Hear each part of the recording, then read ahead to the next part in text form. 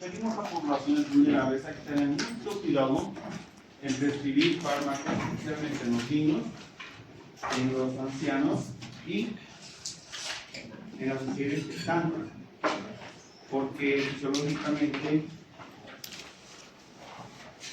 tienen alguna distinción de una persona adulta normal. Cuando hablamos de farmacología pediátrica tenemos que ver dos características fundamentales, ¿sí? Lo que es el crecimiento y el desarrollo.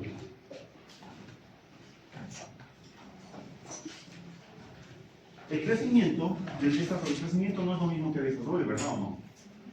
Crecimiento, ¿qué es crecimiento? Aumento cuando está durar. El desarrollo, maduración de los órganos, ¿verdad? Cuando hablamos de crecimiento y desarrollo en los niños es algo muy primordial, porque no son como un adulto, ellos están empezando con lo que es el crecimiento y especialmente desarrollo en la maduración de los órganos. Y esto vamos a verlo desde dos puntos. Es muy diferente lo que es la farmacocinética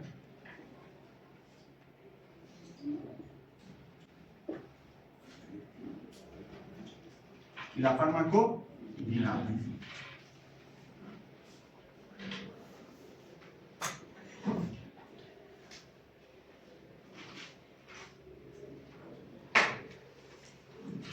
Cuando hablamos de restricción en pediatría, los pediatras son los que más manejan eso, pero ustedes también tienen que saber, porque sí o sí van a atender pacientes pediátricos.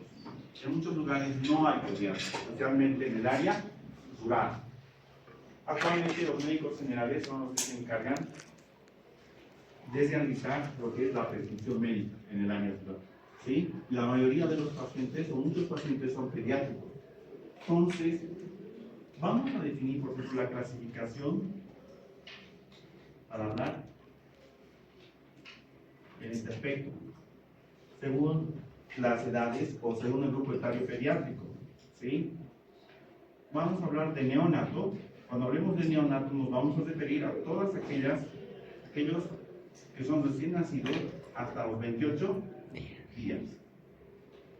Luego vamos a tener al lactante menor, que es desde los 28 días hasta los, ¿hasta cuánto?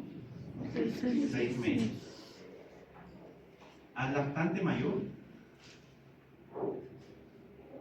que es de los 6 meses hasta los 1 año. Al preescolar, que es del año hasta los 5 años. 5 años, 11 meses, casi hasta los 6 años. ¿Sí? Y escolar, de los 6 años a los 12 años, especialmente este grupo etario.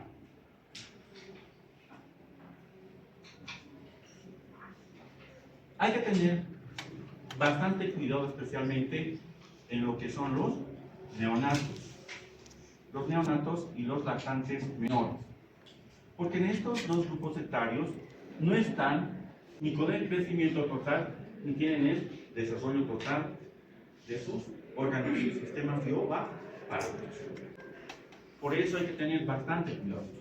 En preescolar y escolar, muchas veces en escolar se dan casi las dosis del adulto, muchas veces, pero no, siempre debe darse por kilogramo peso, siempre, porque no son lo mismo que un adulto.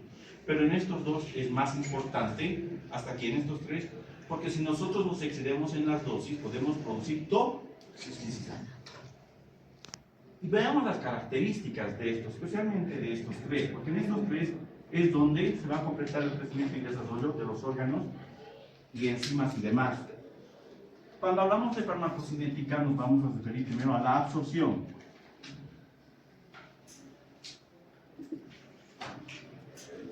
Y dentro de la absorción vamos a ver las vías de administración de medicamentos en niños o en pediatría. La principal siempre va a ser la vía oral.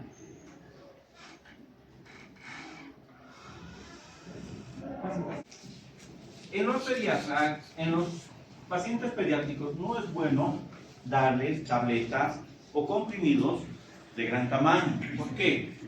Porque son pequeñitos y sus órganos, laringe, faringe, esófago, son más pequeños. Pueden llegar a tener consecuencias, intoxicarse, atragantarse y demás. ¿Sí? Por eso se prefiere siempre darles por forma farmacéutica, jarabes, suspensiones o en líquido o en gota. Siempre, ¿ya? Algunos textos recomiendan que si es menor de 6 años, no se le tiene que dar tabletas y comprimidos. Cuando ya es mayor de 6 años, sí. ¿Sí? Pero preferible siempre darle las formas farmacéuticas pediátricas. Cuando damos por vía oral, en un neonato, por ejemplo, la acidez gástrica es más ácida, ¿ya? El pH es más ácido en el recién nacido, en el neonato, especialmente en el recién nacido. Cuando el pH es más ácido, la absorción es más rápido, especialmente puede ser para la aspirina. Es más rápido. Aumenta la absorción. Por vía oral, ¿sí? Las enzimas intestinales en el recién nacido y en el neonato no están totalmente maduras. Entonces, muchas veces están disminuidas las enzimas gastrointestinales. Las enzimas tienen que ver mucho con lo que es la absorción o no de los medicamentos. ¿Sí? Están disminuidas. ¿Sí? El movimiento intestinal o peristalsis está también disminuido. Y cuando está disminuido, disminuye también la absorción. ¿Qué quiere decir? Cuando no hay movimiento intestinal, está estancado y no se absorbe rápido. La mayoría de los medicamentos se absorben a nivel intestinal. Pero si no hay movimiento peristáltico, entonces no. Entonces está disminuido. Especialmente en el neonato y en el lactante. ¿Sí? Hay disminución de ácidos biliares.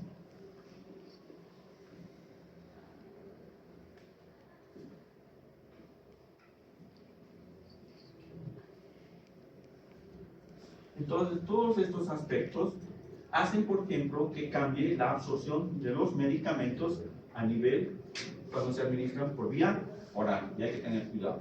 Eso es lo que es diferente de los adultos. ¿Sí? La administración por vía sublingual es buenísima. ¿Por qué? Porque hay aumento de la secreción salival en los niños. En los neonatos y lactantes, ustedes van a ver, tienen aumento de la secreción salival. Entonces, la absorción aumenta la absorción. ¿Qué medicamento normalmente se da por vía sublingual? Antibiótico. En los adultos, ¿cuál es el que se utiliza? Antibiótico. Nitroglicerina para infarto de miocardio. Pero no podemos dar nosotros nitroglicerina, pequeñito. Normalmente el medicamento que más se da son medicamentos para desensibilizar, ¿sí? Desensibilizadores alergénicos. Porque los niños tienen a veces mucha alergia. Entonces, por vía sublingual se da algunos medicamentos desensibilizadores alérgicos. ¿Ya? Por vía sublingual. Por vía intramuscular.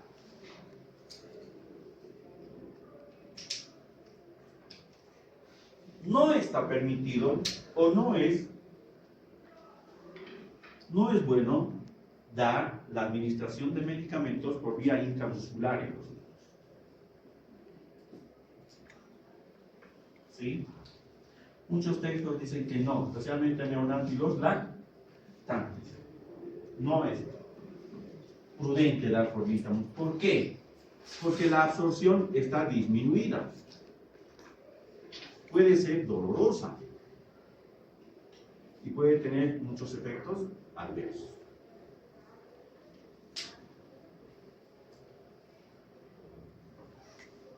No quiero decir que está contraindicado, sí se puede dar, salvo excepciones, pero no está total, no es muy bueno dar por vía intramuscular, por esta, especialmente en estos tres grupos etarios. ¿Han entendido? Bien.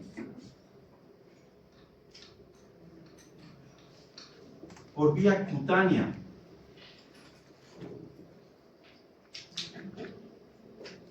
En los niños, en los recién nacidos y en los lactantes, la piel es muy delgadita, es muy finita.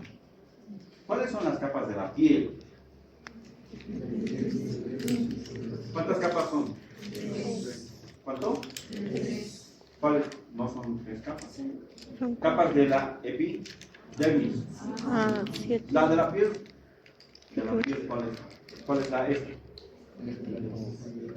A ver, de la piel así en conjunto, ¿cuáles son? Epidermis, dermis, Hipodermis. tejido subcutáneo, ¿qué más? Aponeurosis, músculo. ¿O no? Sí. Ahora la piel, la epidermis, ¿cuántas capas tiene? 5. ¿Cuáles son? Basal, granulosa, estrato. ¿Cuál es la última? Es el estrato córneo. El estrato córneo. El estrato córneo es más delgadito, es muy delgado en el neonato, en el lactante menor. Por lo que la absorción es estupenda.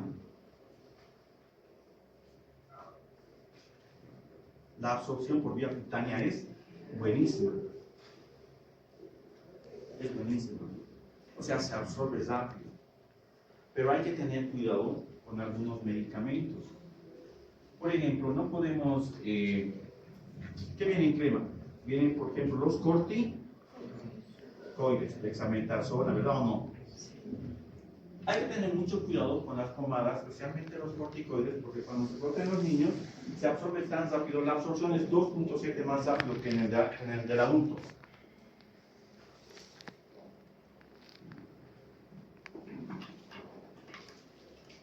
Y se absorbe tan rápido que puede llegar a provocar reacciones adversas, como que alteraciones endocrinas. Síndrome de Cushing. Síndrome de Cushing. ¿Ya? Entonces hay que tener mucho cuidado. ¿Sí?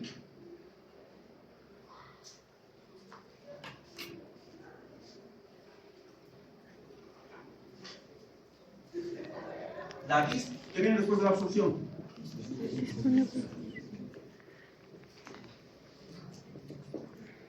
¿Qué es la distribución?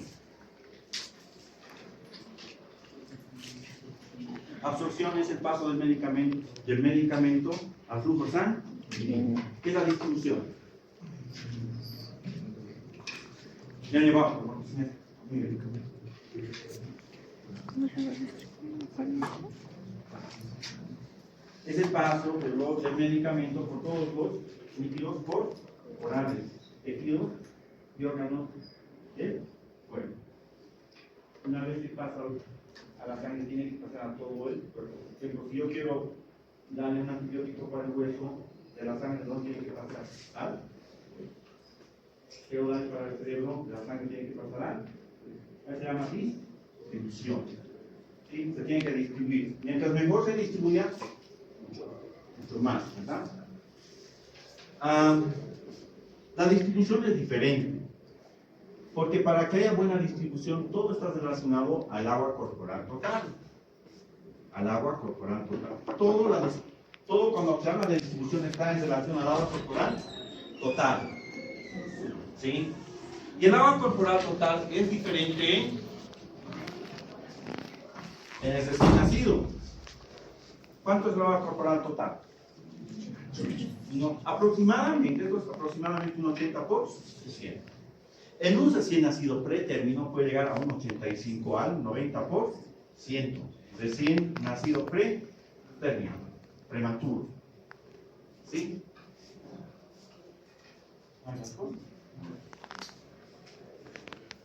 El representante, pasan, son muchos. Vean, que en ganas se quedan. Porque tienen que venir más. Por ahí vienen 10 les van a guayar porque los segundos son el doble. ¿No? Ya. 80-90% trabajo por año. ¿Sí? En los neonatos, en los lactantes, está esa proporción. Pero en los niños es 70% aproximadamente. Entonces varía. Pero en una persona normal adulta, ¿cuánto es el agua corporal total? En un adulto, varón, es el 60%. ¿Quién tiene más agua entonces? Recién nacidos. No, sí, los vecinos, pero a veces los prematuros son agua fría. Entonces, en este caso, ¿qué es? Muchas veces, para que haya buena distribución, se tiene que aumentar la dosis de inicio para que dé efecto. Y lo segundo, sí, pongamos que en un lactante, en un preescolar se da, por ejemplo, 100. En un lactante menor puede darse hasta 150 para empezar, porque tiene mayor cantidad de agua. Y la dosificación tiene que estar más espaciada.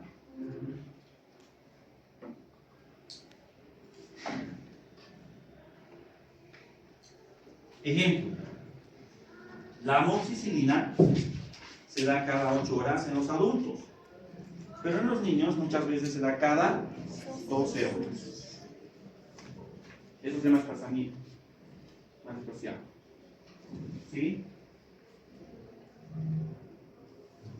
Lo que es la distribución. Otra característica en la distribución, aparte del líquido corporal, es el tejido graso. El tejido graso. ¿Sí? Normalmente los recién nacidos y lactantes tienen menor cantidad de tejido graso. Tienen menor cantidad de tejido graso. A comparación de los adultos o más de las mujeres. Hay medicamentos, por ejemplo, el tiopental sódico, que es un anestésico, que cuando se administra se va a ir a almacenar en el tejido graso. Y de ahí se va a ir desprendiendo poco a poco para producir sus efectos. Entonces, en este caso, no va a haber eso. No va a haber dónde se almacene. Por eso se tiene que dar dosis de inicio un poco más alta. ¿Sí? Eso es en la distribución. ¿Qué sigue después de la distribución? ¿Qué sigue?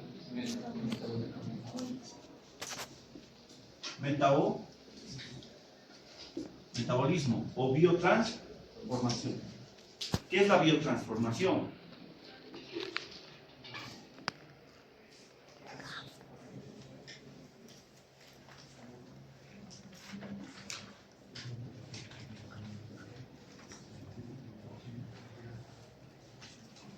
¿Qué es la biotransformación?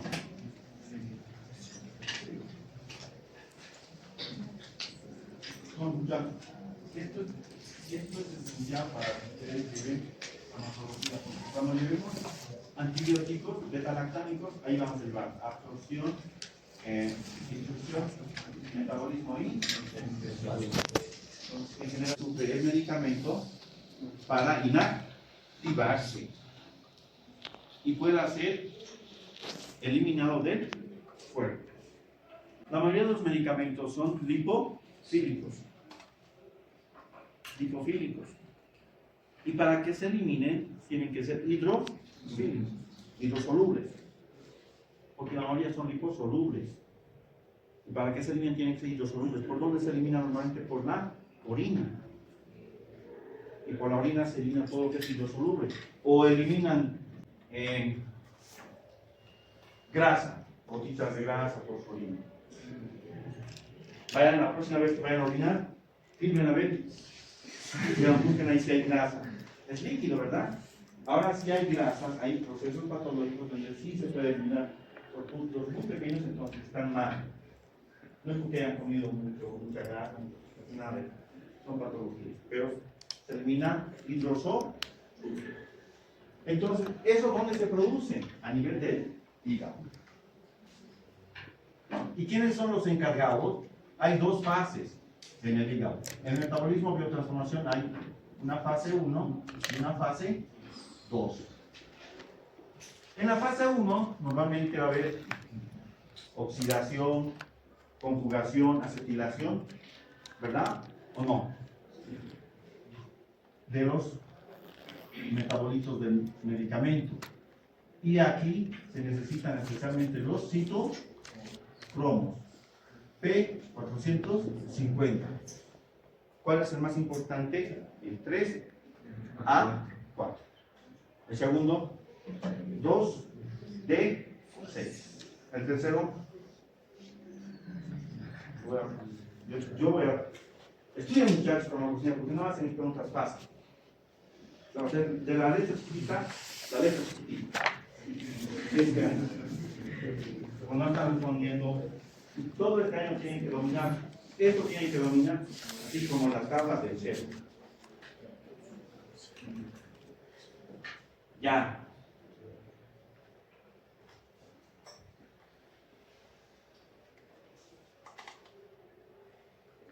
En el hígado del recién nacido y del lactante no está totalmente desarrollados los citocromos. ¿Y qué función tienen los citocromos? Transformar los metabolitos de los fármacos, transformar el fármaco para que se inactive. Aquí primero se inactiva, en la fase 1 se inactiva y en la fase 2 se hace que se vuelva hidrosoluble. Entonces aquí, ¿quiénes van a inactivar los citocromos? En el adulto aproximadamente es 45 miligramos de citocromos tenemos, pero en los recién nacidos apenas hay 25, 27 aproximadamente. Casi la mitad, porque no están desarrollados los citocromos. Y por eso hay que tener mucho cuidado. Por eso los medicamentos pueden ser, si no se inactivan, pueden seguir produciendo su efecto y pueden llegar a ser tóxicos. Por eso hay que tener mucho cuidado, especialmente en qué edades. Neonatos y lactantes. La mayoría de esto, ¿cuándo acaba su desarrollo? Por ejemplo, ¿cuándo va a tener las enzimas totales? ¿O cuándo van a estar los citocromos totales? ¿Cuándo se van a desarrollar totalmente? Entre los 8 al año de edad. O sea, hasta el año de edad. Por eso hay que tener mucho cuidado en estos grupos etarios. No es como los adultos. Una breve equivocación, cuando le llevamos dosificación, puede producir toxicidad y hasta puede matarlos con algunos medicamentos que les voy a decir enseguida. Bien, y en la fase 2, por ejemplo, está la glucuronoconjugación. La glucuronoconjugación. Pero lo que nos interesa es esto. ¿Ya? Si no hay citocromos, entonces no va a haber biotransformación. Por eso hay que tener mucho cuidado al dar, por ejemplo, lo que son las prostaglandinas. La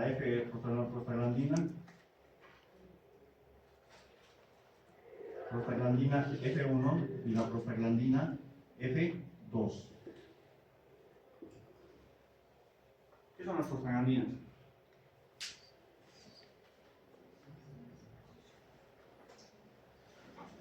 ¿Qué son las prostaglandinas? Prostanoides también se llama, ¿verdad? En bioquímica.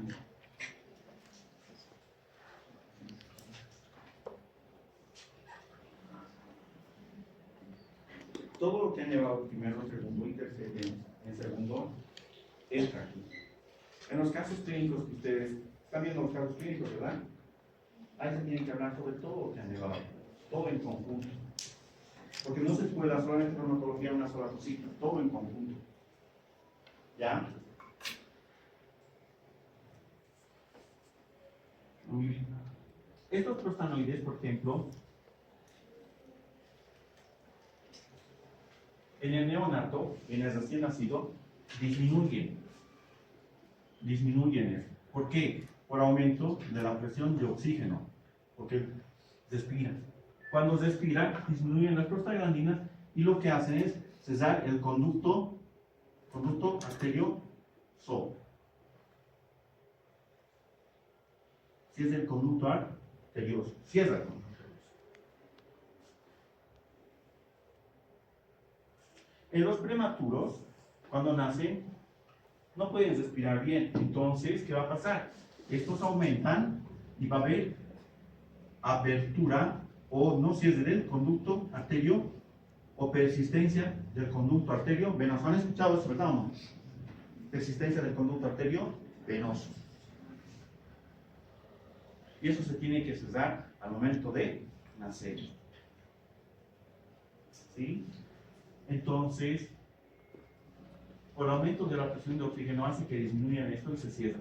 Pero en los prematuros está aumentado. ¿Qué tenemos que hacer? Tenemos que hacer que se cierre. Y para eso sí se da un medicamento. El medicamento que hace que se cierre. Esto anoten porque van a llevar, y es pregunta de examen.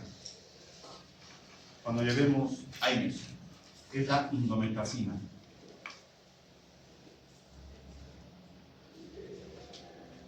Indometacina.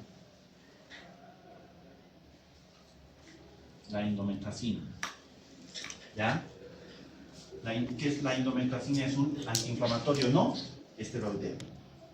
Normalmente, ¿qué presentación tiene? Aquí nos hemos olvidado. Presentación por vía rectal.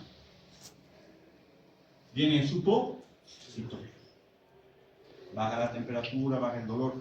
La indometacina se utiliza, el primer uso terapéutico, ¿para qué es? ¿Para qué? Estoy diciendo cierre del conducto arteriovenoso. Pregunta. En pediatría, todo lo van a encontrar. La indometacina.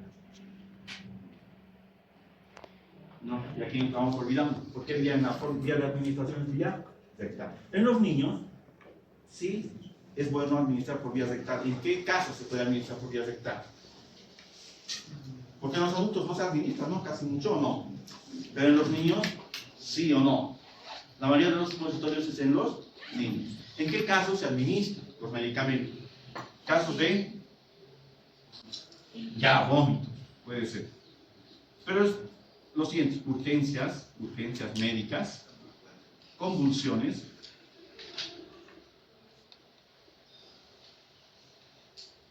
¿sí? Disminución de la conciencia. Porque por vómitos muchas veces la persona puede mostrar, pero en urgencias médicas, convulsiones y disminución de la conciencia, siempre por vía rectal, en los niños. ¿Han entendido? El supositorio.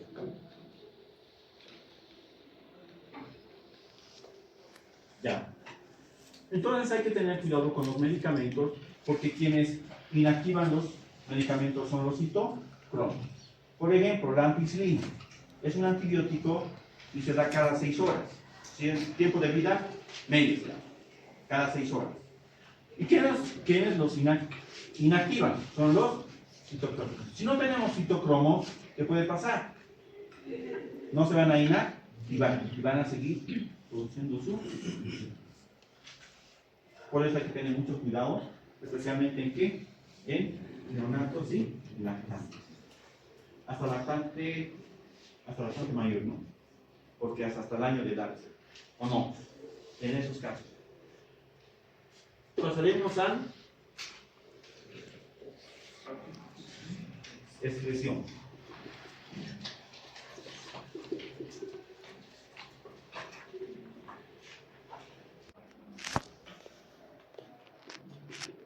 La excreción es renal. de nada. Ahora, la filtración glomerular no es la misma de los niños hasta 1 año que de un adulto. No es la misma. ¿Cuánto es la filtración glomerular normal?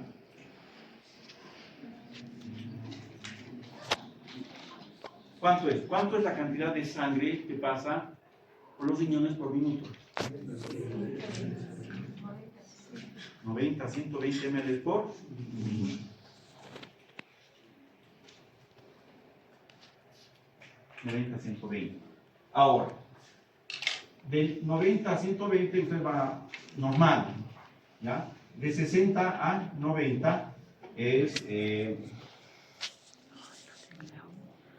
leve. Hay insuficiencia de insuficiencia, está bajo, o sea, la filtración es bajo y es patológico, no es tan normal, ¿sí?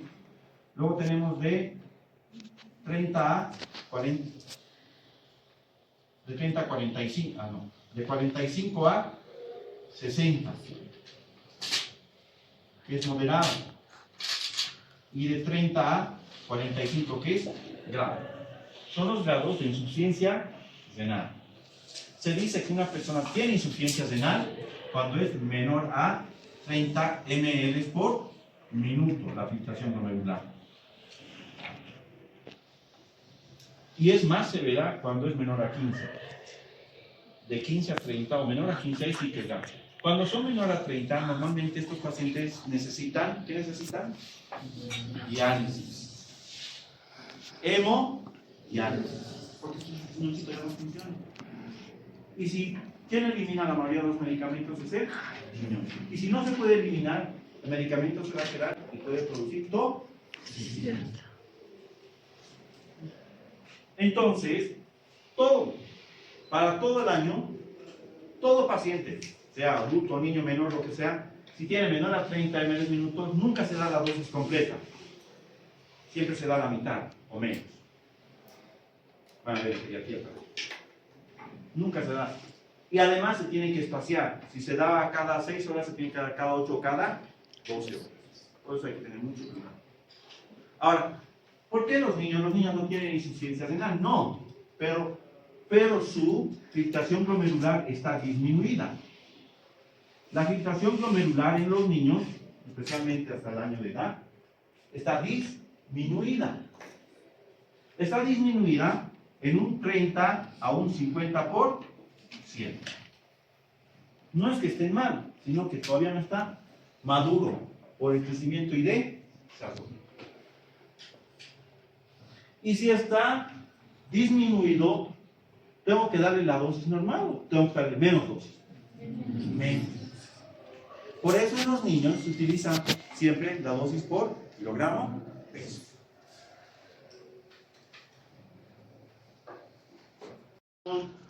De diazepam.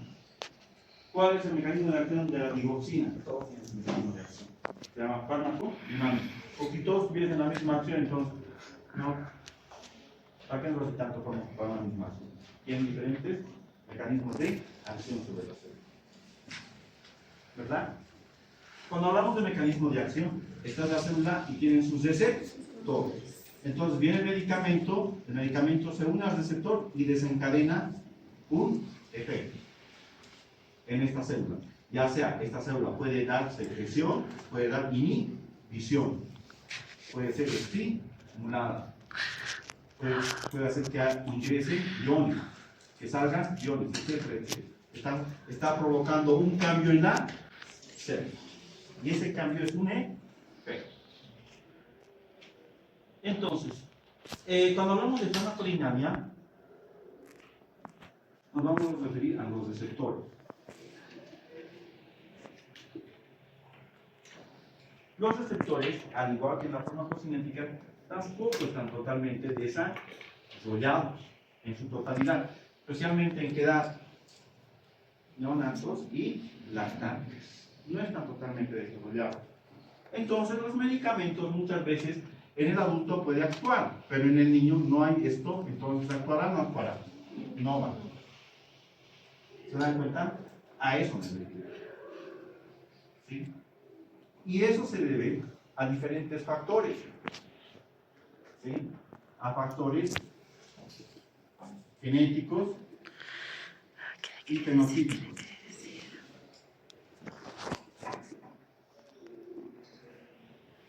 Fenotípicos y genéticos. Por eso las personas son distintas.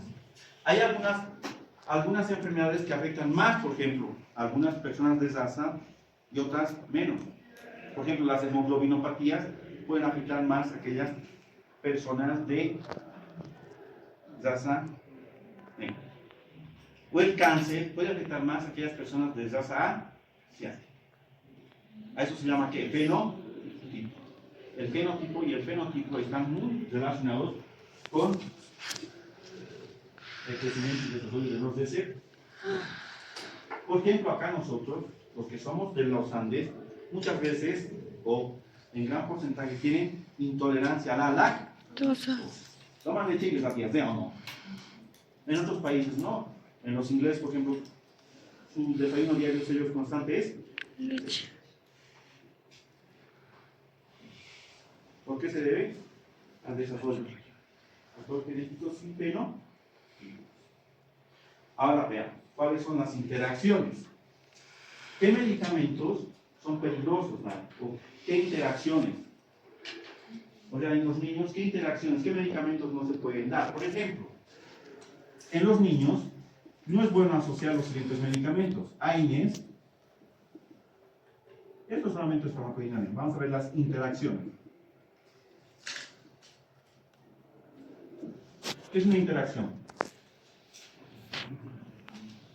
Ya hay interacción. Agonismo, antagonismo, ¿verdad? Interacción cuando un medicamento potencia la actividad de, o ya puede ser sumativa o de otro aspecto, o no.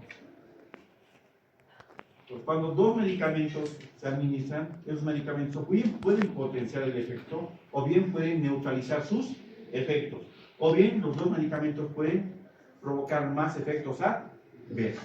Por eso, mientras más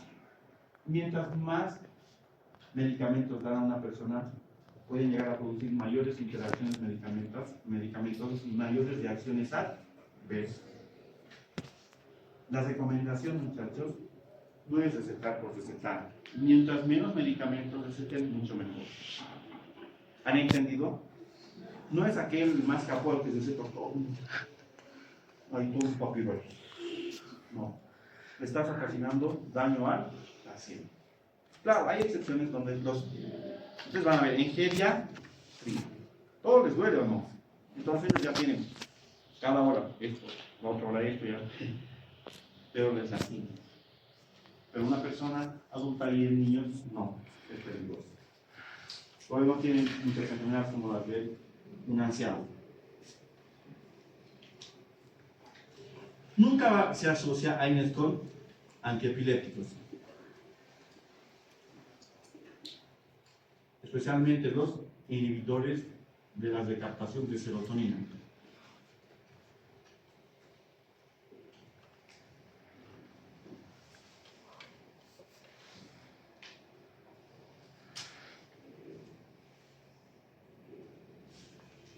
Tampoco hay que asociar lo que es el ibuprofeno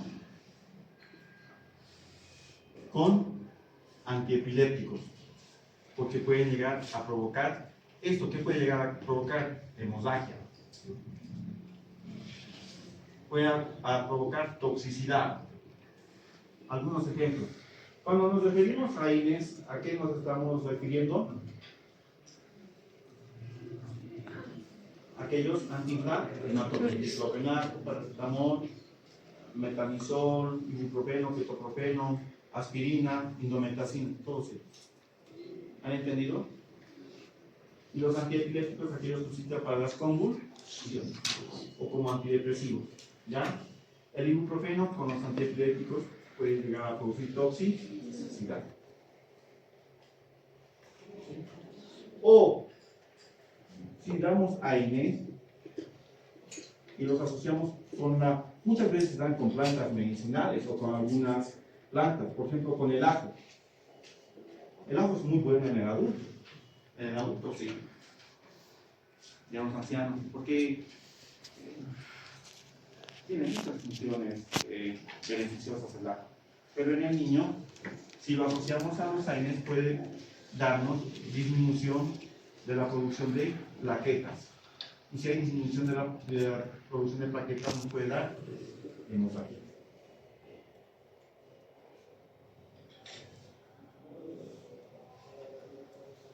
O AINES con el sauco. Igual, puede llegar a dar hemorragia. O el paracetamol.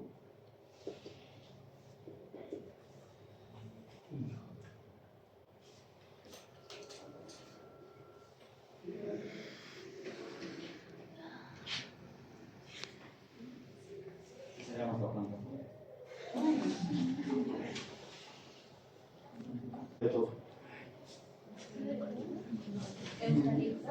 No se localiza.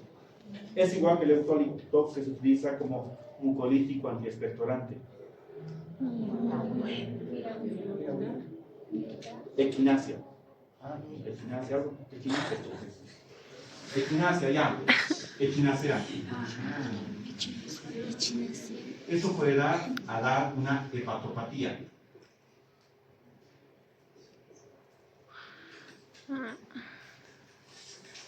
¿Qué es lo que más se da en los niños? Es el paracetamol. ¿O no? Es el paracetamol. Pero no van a tener cuidado con dar con equinacia porque nos da una hepatopatía. El efecto adverso más grave del paracetamol es una hepatopatía. La mayoría de las intoxicaciones en niños a veces toman, enseguida les voy a hablar, toman el jarabe o toman pastillas y se intoxican. Y pueden llegar a dar falla hepática. Pueden llegar a dar falla hepática. ¿Cuál es el antídoto en los adultos para el paracetamol? Acetilcisteína. En un adulto que se ha intoxicado por paracetamol le puedes dar acetilcisteína, pero en un niño la acetilcisteína tiene un efecto adverso. Puede llegar a producir alteraciones orgánicas en el crecimiento y desarrollo. Entonces, ¿qué hacemos? ¿Por qué le damos a pero si doctor le damos tanto paracetamol en los niños y si no está desarrollado, ¿qué es lo que pasa? ¿Cómo es que se va a inactivar? ¿O no? Buena pregunta. ¿O no? ¿Buena pregunta o no? O sea, yo les pregunto a ustedes ahora. Averiguan, pues no me preguntan. Es importante, es fundamental. Porque en los niños la primera receta siempre es paracetamol. De todo lo que están aquí, si tienen fiebre, paracetamol, todo paracetamol o no. Tal vez a un hito le dan ibuprofeno. Pero es esto paracetamol. ¿Cómo es que actúa el paracetamol? ¿Dónde se biotransforma? En el hígado. Y es que ¿cómo le damos tanto paracetamol al niño y no le causa tanta toxicidad? Pero hay que tener mucho cuidado. Hay un agente oxidante que se encarga de inactivar. ¿Quién sabe? Le voy a dar 3 firmas. Primero, es de mi grupo 4. El glutatión.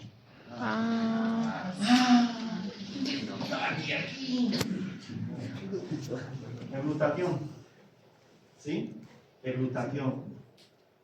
En los recién nacidos y en los lactantes, el hígado en la fase 2, por acetilación, produce tanto glutatión. Por eso es un poquito más difícil que el niñito pueda intoxicarse o pueda tener efectos adversos por paracetamol. Pero el efecto adverso más importante es la hepatopatía en los niños. ¿Han entendido? Cuando uno se intoxica, se acaba todo el glutatión, y como el glutatión ya no inactiva, entonces muy bien, esas serían algunas interacciones. Veremos qué medicamentos están prohibidos de dar en el niño, qué medicamentos no se tienen que dar en un niño. Antibióticos. El más conocido de ese grupo es la ciprofloxacina. La ciprofloxacina. La ciprofloxacina no es permitido dar en niños. ¿Por qué? Porque lo que ocasiona es, impide el crecimiento del cartílago articular óseo. ¿Cuál es? Inhibe el crecimiento del cartílago articular de crecimiento. O sea, el niño no va a crecer.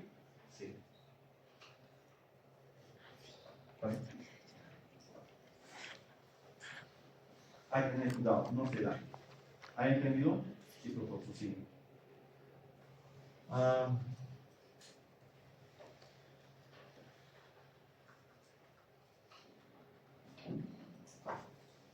Un antibiótico de amplio espectro. La tetraciclina.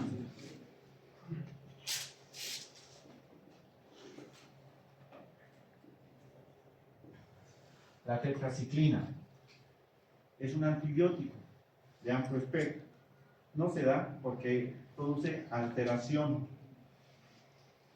del sistema dental, alteración en la coloración de los dientes, alteración en la maduración o crecimiento y desarrollo de los dientes. Hay que tener mucho cuidado. La digoxina. La digoxina. ¿Qué es la digoxina? Es un digitálico. Se utiliza para la insuficiencia cardíaca. Puede dar alteraciones cardíacas. No hay que dar en los niños. Hay que tener cuidado en dar vitamina A en los niños, porque puede llegar a producir una hipertensión endocranial.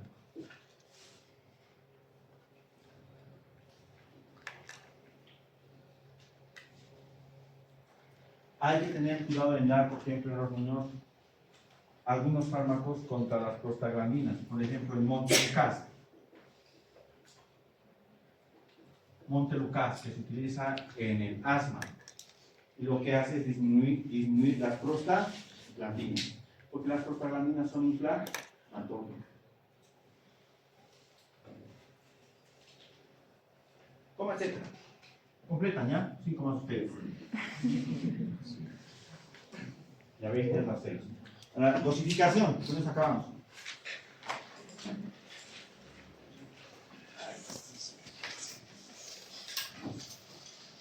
Dosificación, con eso acabamos. Algunos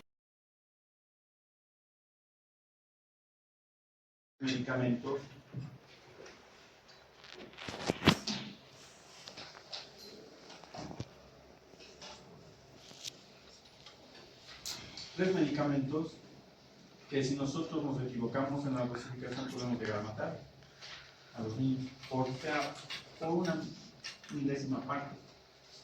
Una es la insulina, la otra es el potasio.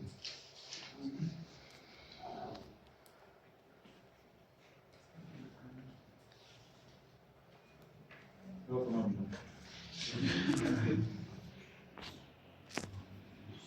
Hágame por favor.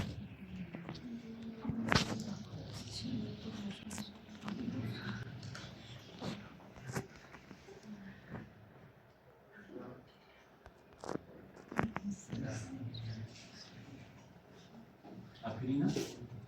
La aspirina no se da en niños. Sí se puede dar en escolares, pero puede producir un síndrome. Psicotrópicos, ¿ya? Aquello que afecta al sistema nervioso central. Cuando hablemos de dosificación en los niños, la dosificación siempre tiene que ser por kilogramo peso. Entonces, las características. 1. La dosificación tiene que ser exacta. 1. 2. La dosificación en los niños tiene que seguirse según la posología. ¿Ya? Vayan, si tienen con la vayan. ¿Qué quiere decir? Todo medicamento viene con su indicación. Siempre hay que seguir las indicaciones que nos dice el fabricante del medicamento. Porque ellos, cuando van a la venta, lo han estudiado por mucho tiempo. Y hay que seguir eso. ¿Sí? Otro, para la dosificación, siempre es necesario tener un equipo. Puede ser una jeringa o una cucharilla que sea volumétrica o marcada, que tenga 2.5, 5 ml, 7.5 ml. Preferible, ¿cuál es más exacto? La jeringa. Entonces, si ustedes van a recetar a un niño, ¿qué tienen que decir? Que se compre una jeringa. Y según la jeringa tienen que dar. Si es lactante, es en gotas. O si es neonato. Pero siempre la jeringa. Tiene que ser exacto. Si nos equivocamos en aquello, podemos producir graves efectos en el neonato o en el niño. Hasta puede llegar a morir, pueden hacer fluir y demás. Por eso hay que tener cuidado especialmente con eso. ¿Han entendido? Tiene que ser exacto, no se redondea. ¿Sí? Los niños, hay que decirles a los padres que siempre cumplan el tratamiento. Si es antibiótico, si se les da por 15 días o 10 días, tienen que cumplir los 15 o los 10 días. Es que los niños son otro mundo, muchachos, los niños. Yo les digo, recuperan rápido. No son como los ancianitos. No son como los ancianitos. Es como un milagro. Cuando manejo, yo he estado en Corroico, en el hospital de Corroico se está operando. Bueno, es una general de adultos, no soy pediatra. Pero cuando no hay, tú tienes que operar a los niños. Tienes que operar, ¿o no? No así, no hay. ¿Conocen el hospital de Corroico? ¿Quién conoce? Hace 30 años era el mejor hospital de Bolivia. 30, 40 años. Pero entonces, vean, parece 5 estrellas, parece. Tiene su jardín bonito. Y para ir, por ejemplo, tiene sus líneas. Así debería ser el hospital. Tiene sus líneas para ir a radiología, tú tienes que seguir nomás. Para ir a radiología también. Para ir al laboratorio, otra línea de otro color así. Sigues nomás y llegas.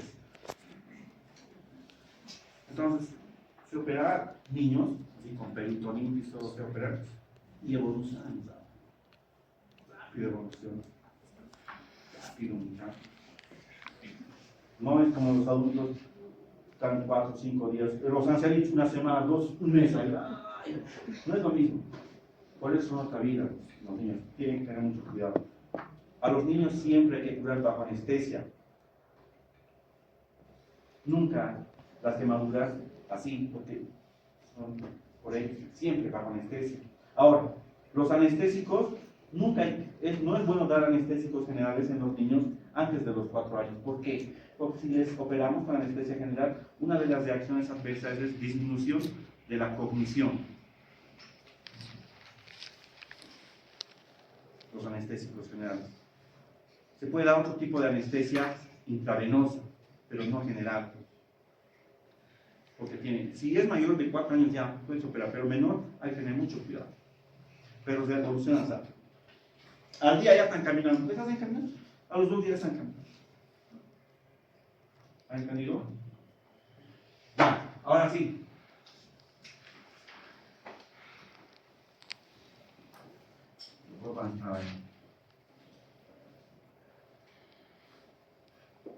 La dosificación puede ser 3 tipos. Por peso, por edad y por superficie corporal. ¿Cómo es la dosificación en los niños? Según peso, según edad y según superficie corporal. Lo mejor, casi lo más exacto y lo más preciso es este. Voy a poner 3 cruces, ¿sí? O 3 bienes. Voy a colocar a este 2 y a este 1. ¿Cuál es menos preciso? ¿Cuál es relativamente preciso? ¿Cuál es más preciso? Entonces veamos primeramente por edad. ¿Cómo vamos a recetar a un niño cualquier medicamento? Todo está en relación a la dosis del adulto. Y las dosis del adulto vienen ya en Suriname. ¿Han visto Suriname, verdad o no? Todo esto son dosis del adulto. Todo lo que viene, ¿alguien tiene el INAME? Todo lo que está en el INAMI es dosis del adulto. Cualquier medicamento que saques ahí es dosis del adulto. ¿Cómo podemos dar en el pediátrico? Fácil, por edad, vamos a empezar por edad. Entonces, dosis pediátrica es igual a dosis del adulto por edad dividido entre edad más dosis. Esa es la fórmula. Vamos a hacer la fórmula, vamos a ver del amoxicilina. La amoxicilina está aquí, ¿no? La amoxicilina viene de 1 gramo. Ahí está, ¿qué tiene el INAME? Viene de 1 gramo, ¿verdad o no? Viene de 1 gramo en el INAME. Viene en jarabe, pero en tabletas, en comprimidos, viene de 1 gramo. Viene de 1 gramo. Esa es la dosis del adulto. Y yo, si quiero dar a un niño, tengo que seguir esta fórmula. ¿Qué edad quieren que tenga el niño? ¿Qué? 4 años. Entonces, aquí, dosis del adulto, que es 1 gramo o no, o 1000 miligramos por la edad. 4 años, 4 más 12. ¿Listo? ¿Por qué? Todas las dosis en el niño es por miligramo, kilogramo. ¿Cuánto sale?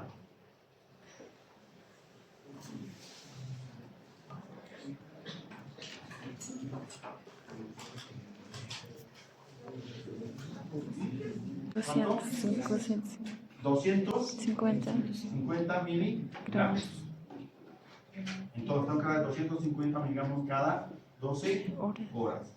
O cada 8 horas. En el adulto, ¿cuánto le doy? 1 gramo cada 8 horas. En el niño tengo que darle 250 miligramos cada 8 horas. En un niño que tiene 4 años. ¿Han entendido? Pero hay niños de 4 años que pueden ser niños que no tienen muchos recursos, no comen mucho, entonces son débiles.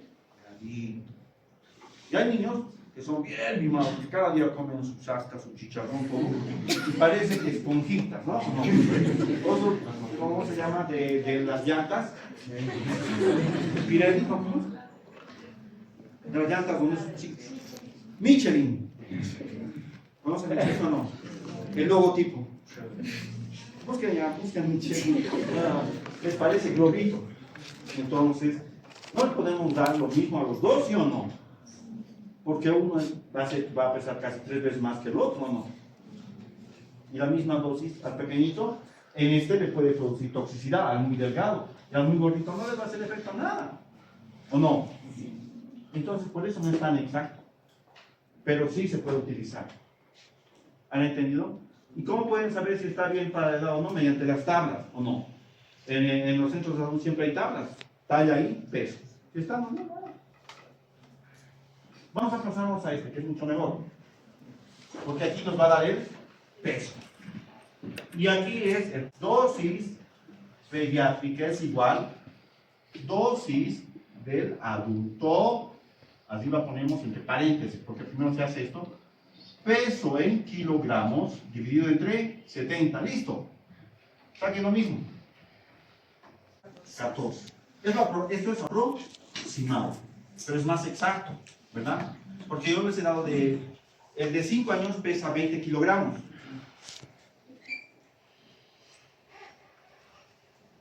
De 5.5 años pesa 20 kilogramos. El de 4 años va a pesar menos, ¿verdad o no? Puede ser 16, pero sale 214. Similar, pero esto es más exacto. Y lo último, según superficie corporal.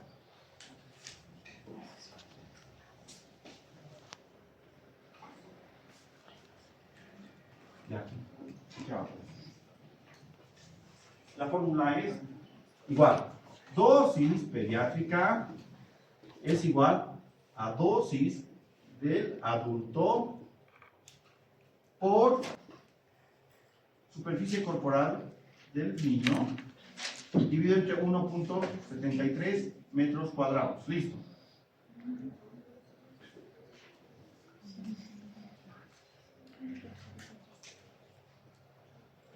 ¿Por qué es más exacto esto? ¿Por qué? Porque para sacar superficie corporal, ¿saben cómo se saca superficie corporal? ¿Cómo, muchachos? Eso en segundo. Ustedes van a hacer en la casa. Superficie corporal, para sacar superficie corporal es raíz cuadrada de talla en centímetros por kilogramos, por peso en kilogramos dividido entre 3.600. Y eso te va a dar la superficie corporal. Y lo único que tienes que hacer es colocar aquí. Esta es la superficie corporal del adulto. Normal. 70 kilogramos, 70, no 70. ¿Listo? Y les va a salir más exacto. ¿Por qué? Porque esto que toma dos parámetros. Toma la talla y el peso. Por eso es. Eso, si quieren, está aquí. Aquí no está esta fórmula, pero está aquí. ¿Cómo se saca de superficie corporal? En la página 1099. Son 10 valores. Se aprende de memoria por el ADE. Pero si no quieren, siguen esta fórmula, les sale lo mismo. Sin calculadora. ¿En qué curso están puestos? Tercero de medicina. Primero secundaria,